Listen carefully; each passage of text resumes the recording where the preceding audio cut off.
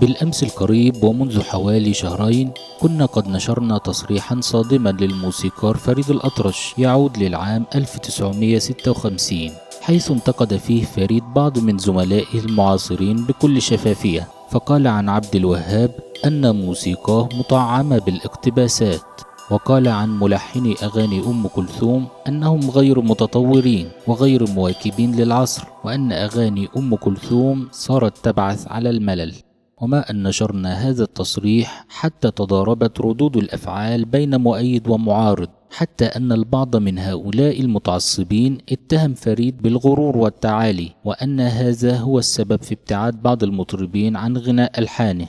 والحقيقة أنه لم يكن معروفا في يوم من الأيام عن فريد أنه كان مغرورا ولا متكبرا، بل أنه أحيانا كان يتهاون في حقوقه ويتنازل عن قدره ومكانته، ويتغاضى عن بعض من يسرقون ألحانه حفاظا على أواصر الصداقة والزمالة وحق أبناء المهنة الواحدة على بعضهم. وكان يظن أنه لا فائدة من هذه المشاكسات، وأن الزمن سينساها كما نسي غيرها. ولم يكن يدري أنه في يوم من الأيام سوف يأتي من يكشف عن بعض هذه السرقات وينبش في هذا الماضي الدفين، وحينها يصدر التاريخ حكمه الذي لا يعرف الرحمة ولا يعرف المجاملة. وبالرجوع بالزمن قليلا للوراء وجدنا حوارا مثيرا للجدل لمحمد عبد الوهاب في مجلة الكواكب في سنة 1956 بعنوان الموسيقيون على مشرحة عبد الوهاب، حيث يبدي عبد الوهاب رأيه في كبار الملحنين المعاصرين له واللاحقين بعده. فيا ترى ماذا قال عبد الوهاب، وكيف جاء الرد السريع من فريد الأطرش؟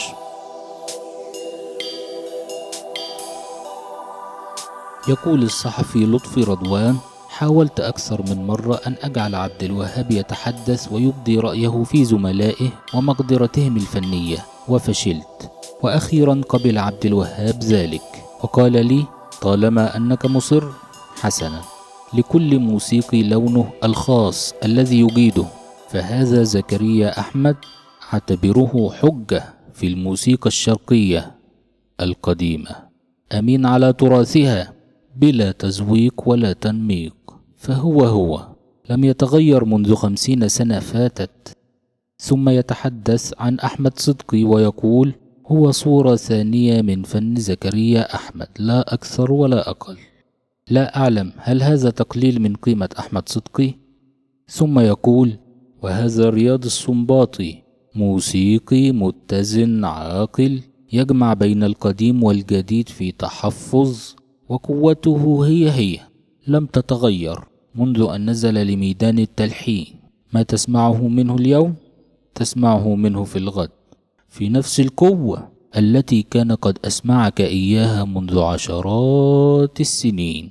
ولم يحدد هذه القوة هل هي قوة كبيرة أم قوة ضعيفة، المهم أنها هي لم تتغير.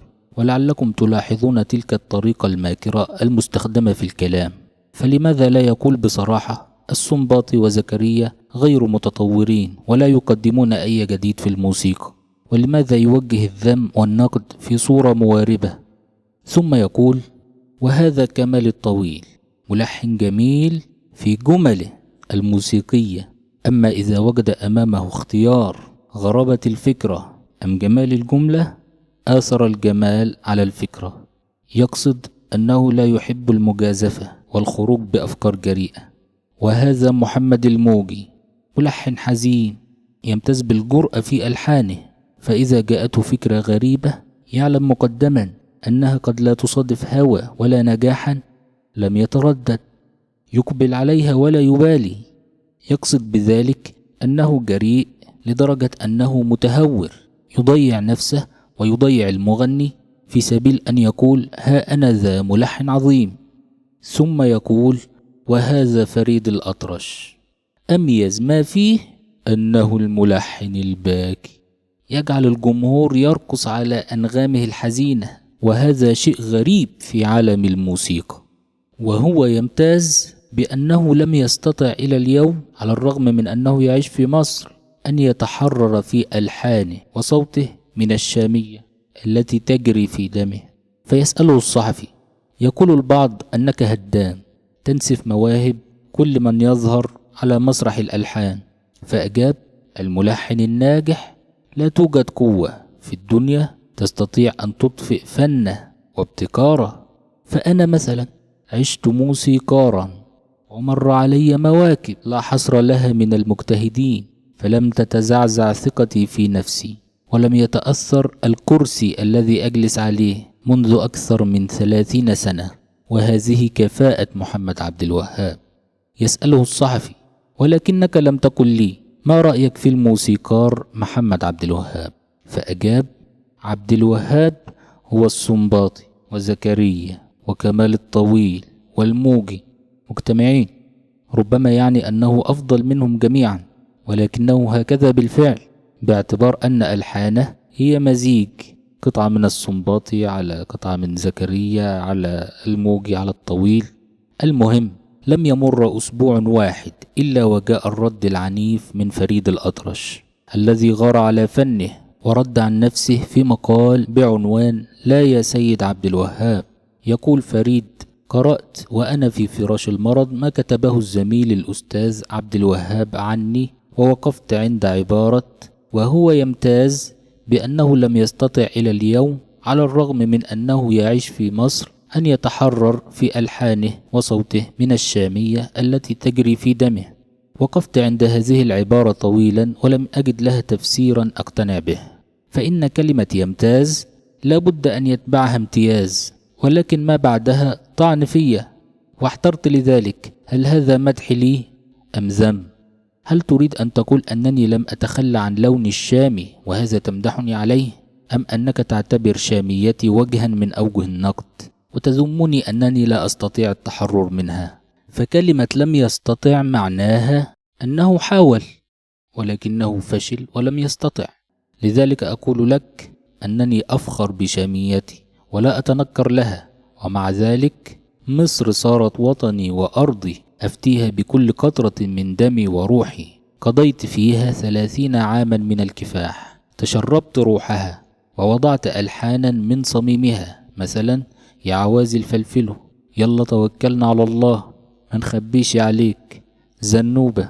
أنا أدخلت المزمار البلدي في فيلم أحلام الشباب، ثاني فيلم لي، وفي أغنية أهواك وأقول للعوازل.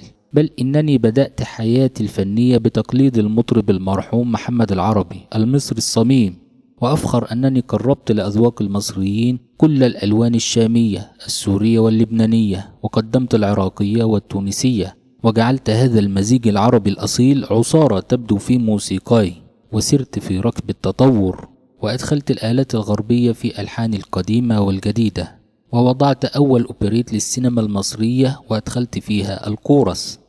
وأشد ما يؤلمني اليوم يا عبد الوهاب أن طابعنا لم يعد غير طابع الهجوم الذي لا يرحم.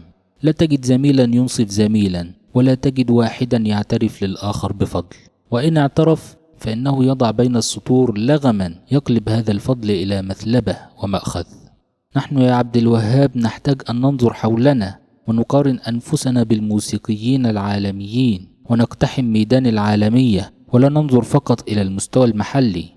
ومستحيل أن نصل للمستوى العالمي المنشود إذا ظللنا على هذا الغرور الخادع أننا بلغنا القمة فلا نسعى للمزيد.